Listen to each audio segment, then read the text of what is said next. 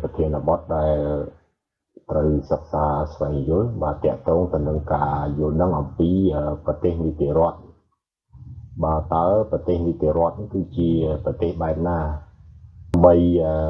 សិក្សាស្វែងយល់អំពីនីតិរដ្ឋដែលខ្ញុំចូលខ្លឹមសាររបស់ប្រធានបទតែម្ដងដោយម្ដេចដែលហៅថានីតិរដ្ឋបាទពេលនីតិរដ្ឋនេះគឺសំដៅយករដ្ឋប្រកាន់ការអនុវត្តច្បាប់ជាតិរដ្ឋប្រកាន់យកលទ្ធិប្រជាធិបតេយ្យពលគឺរាល់ការសម្រេចចិត្តនិងធ្វើសកម្មភាពរបស់រដ្ឋាភិបាលត្រូវពឹងផ្អែកទៅលើច្បាប់ជាមូលដ្ឋានទម្រង់រដ្ឋនេះផ្សារភ្ជាប់ទៅនឹងការផ្គត់ផ្គង់ដ៏ខ្ពង់ខ្ពស់បំផុតចំពោះសិទ្ធិសេរីភាពសេចក្តីថ្លៃថ្នូរតម្លៃរបស់មនុស្សការទទួលខុសត្រូវរបស់រដ្ឋចំពោះប្រជាពលរដ្ឋការឲ្យតម្លៃចំពោះច្បាប់និងការប្រតិបត្តិតាមច្បាប់យ៉ាងភ្ជាប់ជួនបំផុតហេតុនេះច្បាប់ត្រូវតែសុក្រិតនិងមានយុត្តិធម៌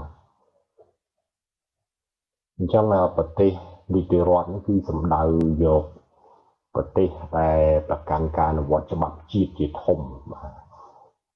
ពីប្រទេសដែល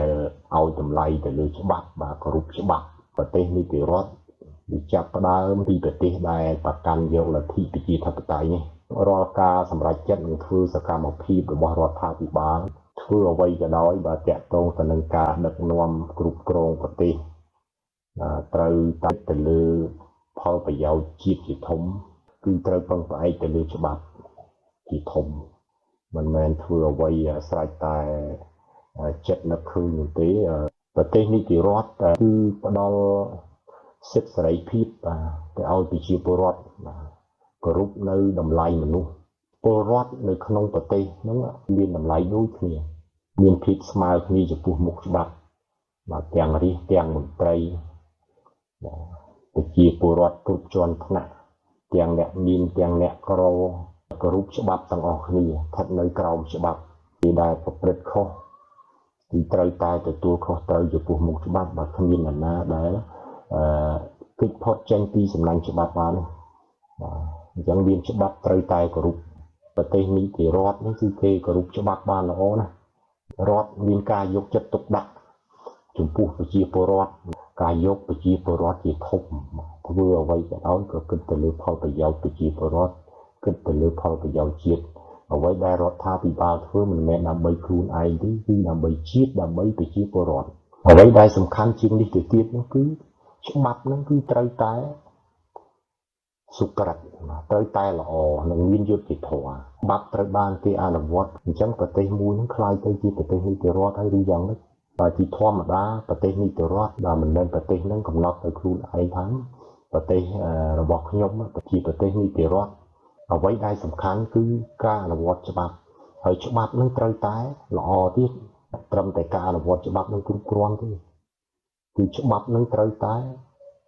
សុក្រិតនិងមានយុត្តិធម៌ព្រោះច្បាប់មនុស្សគឺជាអ្នកបង្កើតវាសួរថាច្បាប់ដែលមនុស្សបង្កើតនេះវាយ៉ាងម៉េចច្បាប់នឹងមានយុត្តិធម៌នេះច្បាប់នឹងល្អទេ